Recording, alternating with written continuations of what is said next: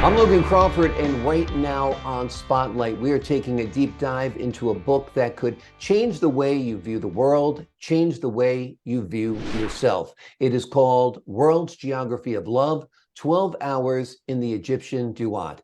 It is written by Geraldine Matus, and we are delighted to have her as a guest here today on Spotlight. And we'd like to thank the folks at Sweet Spire Literature Management for helping us put Geraldine in the spotlight today. Geraldine, thank you so much for joining us. My pleasure, Logan. Thank you. Loved your book.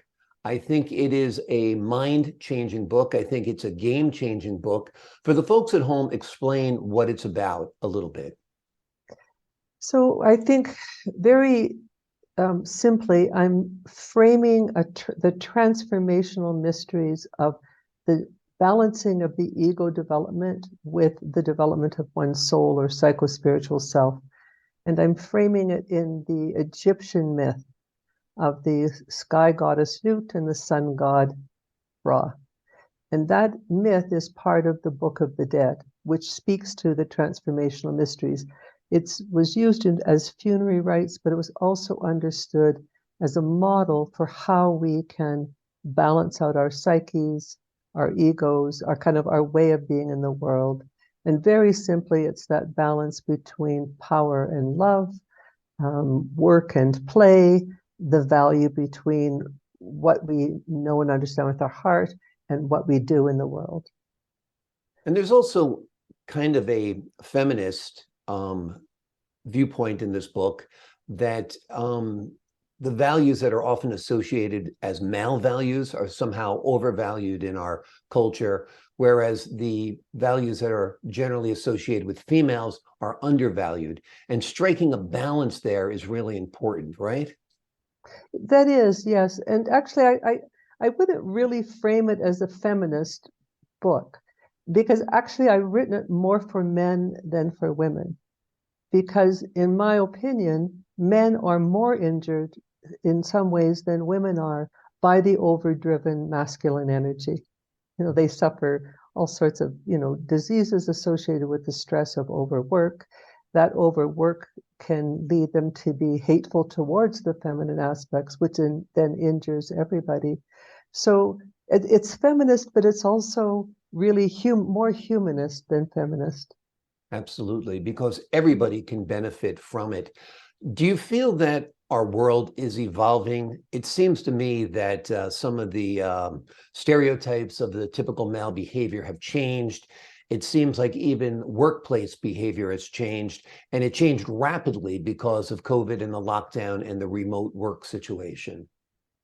I thank you for bringing that up. I think that could be said. It's not changing as fast or as comprehensively as I'd like, but I think there has been a little bit of a shift in the last few decades about understanding the necessity to balance work with love and home and hearth.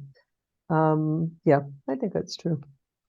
You speak about 12 hours in the Egyptian Duat. Explain that to the audience, please. Okay, so the story of Newt is a myth that's around about 8,000 years old. So it predates all of our thinking models from Greek and Roman times by quite a good deal.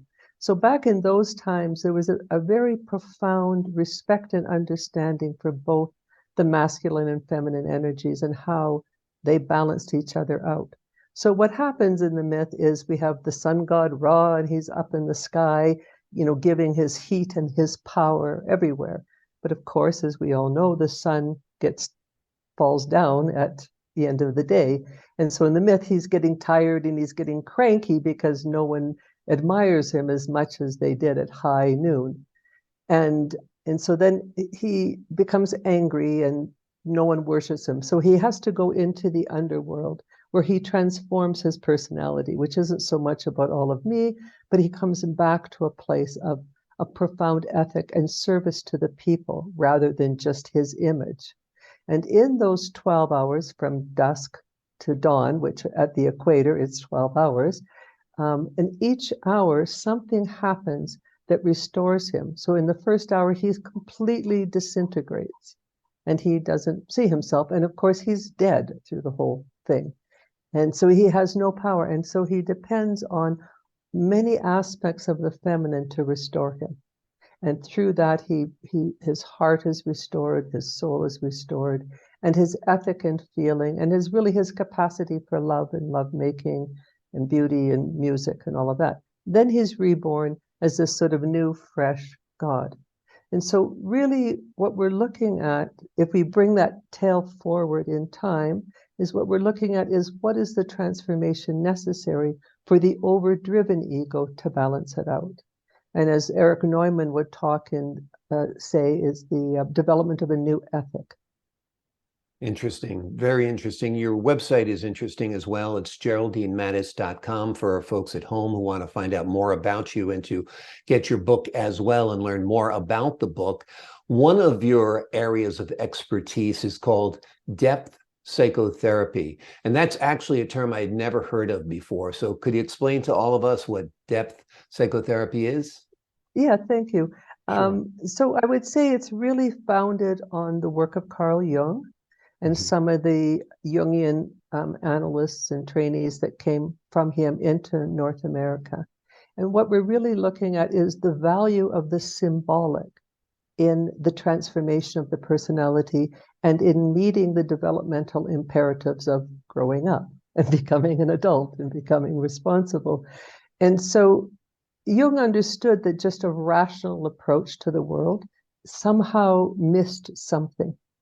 And so that's why he attended to dreams and visions and synchronicities as meaningful occurrences in a person's life that was really a way in which the psyche or the larger unconscious is speaking to the individual. So that's what we do. We dig deep into the dreams and visions and imaginations of the people and help them understand what's meaningful. So it's all really real, not just the rational realm, but the non-rational realm as well. Absolutely. Absolutely. Now, this is something you can do remotely as well, I believe, right? I do. I have been now for the last while. It sort of happened by accident, and now I guess it's de rigueur to do it online. And partly because I'm sort of a pretty broad expert in my field because I also work psychophysiologically, and so people, in places that can't get to Ecuador or Canada can work with me, and I can work with them. Wonderful. It's a wonderful opportunity for people to work one-on-one with you where they might not be able to otherwise. Are you a big believer in dreams? And for the folks at home, what are their significance? I mean, we all dream every night, multiple dreams. Are some dreams more significant than others? Is it just recurring dreams? I'd like to get your perspective on that. Yeah. I do believe that dreams are important and significant. We do need somebody who has skill to help us understand their meaning, because part of the problem is we have our own blind spots, in terms of understanding. And dreams are symbolic, so we have to have some understanding of the symbolic language, and we have to have some understanding of the archetypes that play in dreams. But in my own personal experience and my experience as a therapist, I think working with dreams and the symbolic does more in the manner of healing than really anything else. So taking those dreams, analyzing those dreams, discussing those dreams, trying to get to the root meaning of those dreams and figuring out the symbolism there can help somebody with their anxiety, depression, whatever it might be. Absolutely, absolutely. Because through looking at the dream, they can begin to understand the unconscious aspects of themselves that are at play. And I do work with a number of dreams in my book to kind of illustrate that process. But for example, the super hardworking business executive who's dreaming all the time about, motorcycle man or something like that. So we get, well, who is motorcycle man? What does he represent? Well, it's his freedom. It's his ability to get away from the pressures and all of that. And so, I mean, that's a very simple example, but with time, a person can become very skilled at understanding what's coming to them symbolically and help them balance their life, really. Wonderful. Well, it's been fascinating speaking with you, and your book is a fascinating read. It is called World's Geography of Love, 12 Hours in the Egyptian Duat. It is available online. You can order it directly from GeraldineMatus.com. and is highly recommended because I think you'll learn a lot about yourself and a lot about the people around you. Geraldine, thank you so much for joining us here today on Spotlight. Okay, Logan. Thank you. Take My, care. my Bye-bye. pleasure. And to the folks at home, I'm Logan Crawford, thanking you for your time this time. Until next time on Spotlight.